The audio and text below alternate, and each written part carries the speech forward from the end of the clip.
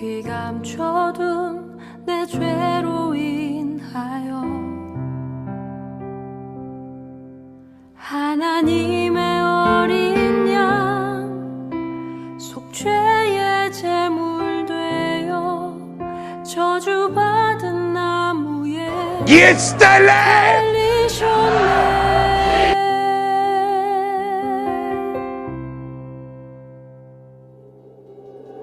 내가 예수를 당신을 부인했습니다. 내가 예수를 당신을 못 박았습니다. 당신이 행하신 일 모든 약속을 다 잊고 십자가에 예수를 매달았네. 내가 예수를 당신을 부인했습니다. 내가 예수를 당신을 못 박았습니다. 나의 모든 죄를 지고 아버지께 인도하시는 내가 예수를 못 박았습니다.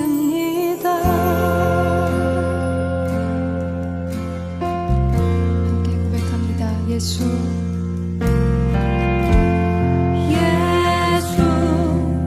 흠도 죄도 없는 당신이 깊이 감춰둔 내 죄로 인하여 하나님의 어린 양 속죄의 제물 되어 저주받은 나무에 달리셨네. 내가 예수를 당신을 부인했습니다.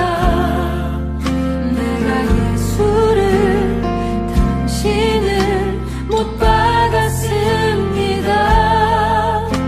당신이 행하신 일 모든 약속을 다 잊고 십자가에 예수를 매달았네. 내가 예수를 당신을 부인했습니다. 내가 예수를 당신을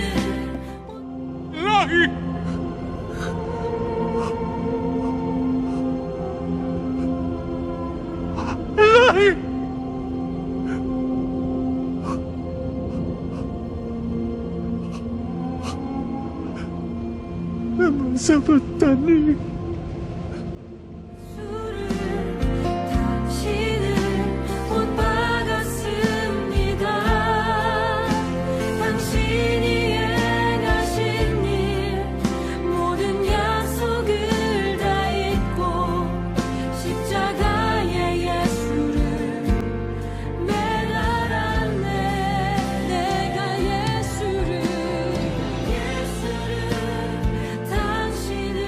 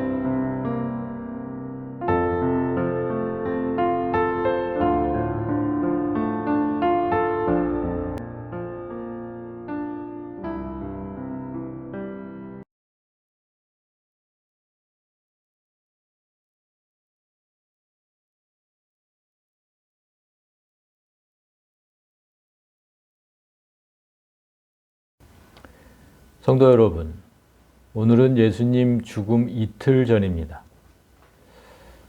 만약 내가 이틀 후에 죽는다면 여러분은 그 이틀 동안 무슨 일을 하시겠습니까? 2007년에 개봉되었던 영화 버킷리스트라는 그런 영화가 있었습니다.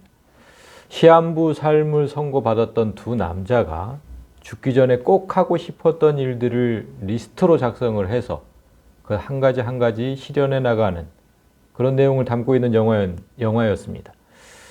만약에 예수님께도 그런 리스트가 있었다면 그 리스트에는 무엇이 적혀 있었을까요? 내일 목요일은 예수님 죽음 하루 전이기 때문에 그 죽음을 준비해야 하는 날입니다. 그래서 리스트에 무언가가 적혀 있었다면 그 일을 해야 하는 건 오늘까지입니다. 예수님께서 무슨 일을 하셨는지 자세하게 들여다보겠습니다. 예루살렘 입성 후 넷째 날, 수요일이죠. 오늘 성경에 기록된 일정은 다음과 같습니다. 첫 번째, 성전에서 가르치심. 그리고 두 번째, 산헤드린 공회에서 예수님을 죽일 음모를 꾸밈. 수요일은 이렇게 두 가지만이 성경에 나와 있습니다. 산헤드린 공회는 오늘날 국회와 같은 기관입니다. 예수께서 어제 성전을 깨끗하게 할 때 네가 무슨 권위로 이런 일을 하느냐고 따지던 자들이 바로 산헤드린 공회의 의원들입니다. 그런데 이들이 꾸민 음모는 예수님께서 하신 일이 아니니까 실제로 하신 일은 첫 번째 거, 가르치신 거, 이거밖에는 없죠. 참 여기에서 느껴지는 건 지금 죽음을 이틀 앞두고 계시는데 근데 가르치시는 것만 하셨다. 그러니까 무언가 내가 죽기 전에 하나라도 더 가르치고 떠나야 한다는 예수님의 절박감이 느껴집니다. 우리에게 무엇을 그렇게 가르쳐 주시려고 예수님은 그 일에만 올인하셨을까? 그런데 이 일은, 가르치시는 일은 사실 어제부터 이어진 것이죠. 어제 일정을 잠시 보십시오. 첫 번째가 무화과 나무에 대한 교훈이었고, 두 번째가 성전에서의 논쟁이었고, 세 번째가 종말에 대한 강론이었습니다. 그러니까 세 가지 모두 가르치신 거죠. 그러니까 예수님께 버킷리스트라는 게 있었다면 딱 한 가지 적혀 있었을 겁니다. 하나라도 더 가르치자. 예수님께서 가르치신 내용은 성경에 기록되어 있고 우리가 늘 접하는 말씀입니다. 그래서 오늘은 예수님께서 하신 일은 아니지만 산헤드린 공회가 예수님을 죽이고자 한 이유를 생각해 보고자 합니다. 이들이 음모를 꾸미면서 예수님의 고난과 죽음이 시작됐기 때문에 반드시 그 이유를 알아야만 합니다. 이 내용은 새 복음서에 기록되어 있지만 모두 짧게 기록되어 있습니다. 먼저 마태복음 26장을 보면 너희가 아는 바와 같이 이틀이 지나면 유월절이라 인자가 십자가에 못 박히기 위하여 팔리리라 하시더라. 이틀이 지나면 유월절이다. 유월절은 금요일입니다. 그러니까 오늘이 수요일 맞습니다. 예수님께서 오늘 제자들을 향해서 이틀 후 유월절에는 반드시 내가 죽을 것이다 이렇게 말씀한 겁니다. 그런데 음모를 꾸미던 사람들의 생각은 예수님의 생각과 전혀 다릅니다. 3절부터 보면 그때에 대제사장들과 백성의 장로들이 가야바라 하는 대제사장의 관정에 모여 예수를 흉계로 잡아 죽이려고 의논하되 말하기를 밀란이 날까 하노니 명절에는 하지 말자 하더라. 이틀 후 유월절은 유대인 최대의 명절이고 이방에 살던 사람들까지 모두 예루살렘으로 모이는 때죠. 그리고 유월절은 사람의 생명을 살리신 하나님의 은혜에 감사하며 기념하는 날입니다. 그런 날에 꽤 많은 사람이 추종하던 예수를 죽이는 일은 너무나 무모합니다.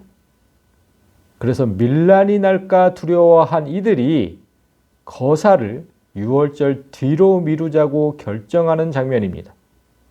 이 결정은 마가복음에도 똑같이 기록되어 있습니다.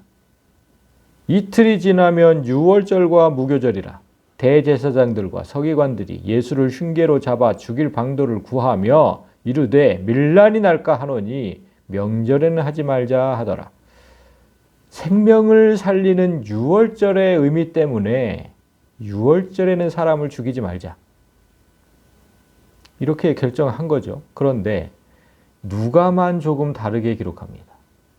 누가의 기록을 보면 유월절이라 하는 무교절이 다가오매 대제사장들과 서기관들이 예수를 무슨 방도로 죽일까 궁리하니 이는 그들이 백성을 두려워함이더라.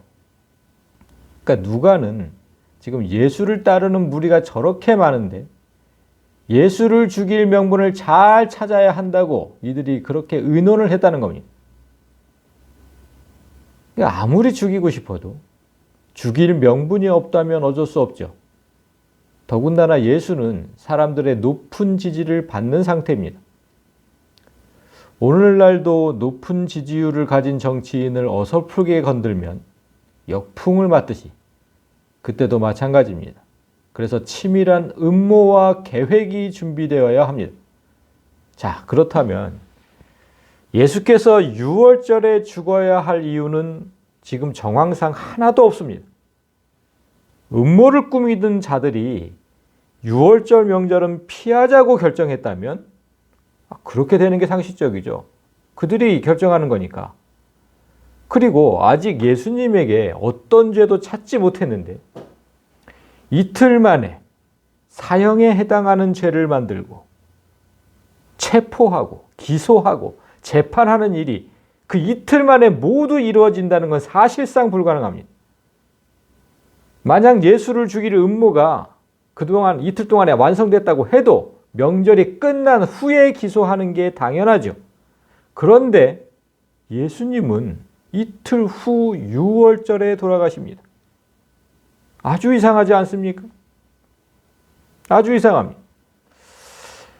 하나님의 일은 이렇게 사람의 계획과는 상관없이 진행됩니다. 예수님은 반드시 유월절에 죽임을 당해야 합니다. 그것이 하나님의 뜻입니다. 왜 그래야 하는지 유월절의 유래를 잠시 살펴보겠습니다. 오래전 예수님 태어나시기 전에도 한 500년 전에 모세가 이스라엘 백성을 애굽에서 이끌고 나올 때 애굽의 왕인 바로는 쉽게 내어주지 않았습니다. 하나님께서 갖가지 재앙을 애굽 땅에 내려도 꿈쩍도 하지 않았죠. 마침내 10번째 재앙까지 이르게 됩니다. 그런데 이 재앙은 모든 집의 장남이 죽는 재앙입니다. 그 끔찍한 재앙이 내리는 밤에 대문 문설주에 어린 양의 피를 바른 유대인의 집은 그 재앙이 건너뛰고 어린 양의 피를 바르지 않은 애굽 사람들의 집에는 예외 없이 장자와 짐승의 첫 새끼들까지 모두 죽었습니다. 그래서 죽음이 넘어갔다는 의미로 유월입니다. 넘을 월을 씁니다. 그런데 이때 중요한 건 어린 양의 피를 문설주에 발라서 살 수 있었다는 거죠. 따라서 유월절의 어린 양은 그 집의 장자가 죽을 걸 대신해서 죽은 겁니다. 이 일은 하나님께서 죽음 앞에 놓인 우리를 구원하시는 방법을 미리 보여주신 겁니다. 그래서 그날과 똑같이 예수님을 우리 대신 죽을 어린 양으로 삼으신 겁니다. 그래서 고린도전서 5장 7절을 보면 우리의 유월절 양 곧 그리스도께서 희생이 되셨느니라 이렇게 기록합니다. 따라서 예수님은 반드시 유월절에 죽임을 당해야 하는 운명으로 이 땅에 오신 겁니다. 성도 여러분, 죽음이 우리에게서 넘어갔다는 사실을 다시 생각해 보십시오. 사람은 모두 죽습니다. 히브리서 9장 27절 한 번 죽는 것은 사람에게 정해진 것이요 그 후에는 심판이 있으리니 중요한 건 사람이 한번 죽은 후에는 반드시 심판이 있다는 겁니다. 그 심판은 우리가 육체적 죽음 후에 이루어질 최종 심판입니다. 그 심판에서 영원히 살지, 영원히 죽을지 결정됩니다.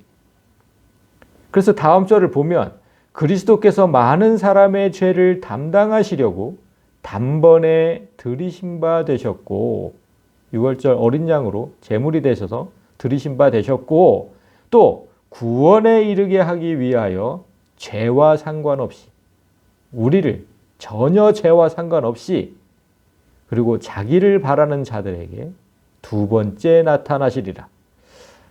예수님은 6월절 어린 양이 되어서 우리를 대신해서 죽었는데, 이제 또 우리가 영원히 살도록 이 땅에 두 번째 나타나실 것입니다. 나 대신 죽으려고 첫 번째 오셨고, 나를 살리려고 두 번째 오시는 겁니다. 그러나 예수의 피가 없는 사람은 그 심판에서 예외 없이 다 멸망의 선고를 받게 될 겁니다.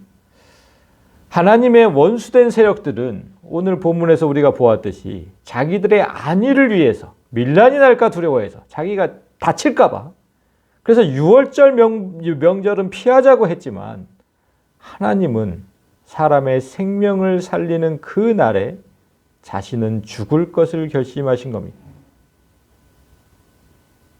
나는 전혀 생각하지 않는 거죠. 나는. 내가 죽어야 다른 사람이 산다. 이 사실이 기독교의 가장 핵심적인 교리입니다. 여러분의 가정에서부터 이 교리를 실천해 보십시오. 나는 죽고 겸손의 예수, 섬김의 예수만 내 안에 살아서 그렇게 가족을 한번 대해 보십시오. 그때 가족의 얼굴이 어떻게 바뀌는지 시험해 보십시오. 이제 6월절이 이틀 앞으로 다가왔습니다. 그날 예수님은 반드시 죽습니다. 거기서 여러분도 함께 죽기를 간절히 소망합니다. 성도 여러분, 버킷리스트라는 영화가 나올 즈음에 나 없는 내 인생이라는 제목을 가진 책이 있었습니다. 그 책의 주인공은 철부지 남편과 두 딸을 둔 23세의 젊은 여인이었습니다. 23세인데 벌써 두 딸이 있었어요. 남편은 철이 없었습니다. 그 젊은 나이에 그런데 자궁암 말기로 판정을 받고 두 달밖에 살 수 없다는 그 시한부 선고를 받게 됩니다. 한동안 시리에 빠지죠. 그러나 주인공은 이내 정신을 차리고 가족을 위해서 나 있는 내 인생과 나 없는 내 인생을 준비하기 시작합니다. 그러니까 내가 있을 때 가족과 함께 하던 삶을 잘 정리하고, 또 내가 없을 때 가족이 잘 살 수 있도록 치밀하게 준비하는 겁니다. 예수님도 이 한 주간 동안 이렇게 똑같은 일을 하셨습니다. 살아 계실 때 끝까지 우리를 섬기다가 마침내 우리 때문에 죽으셨고, 예수님이 돌아가신 이후에 우리가 이 어려운 세상을 잘 살아갈 수 있도록 치밀하게 준비하셨습니다. 우리도 이런 삶을 살아야 합니다. 사나 죽으나 하나님과 남을 위해 사는 삶, 그런 삶을 사시기를 주님의 이름으로 축복합니다.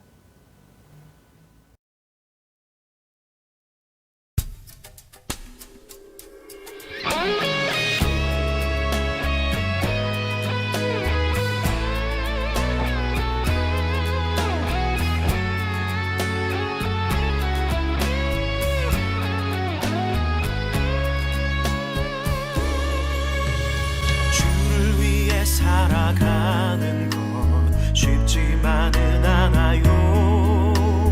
나의 욕심 부와 명예 내려놓아야 하죠. 하지만 걱정하지 마요. 나를 드리는 순간 아버지의 크신 손이 강하게 붙드시죠. 수많은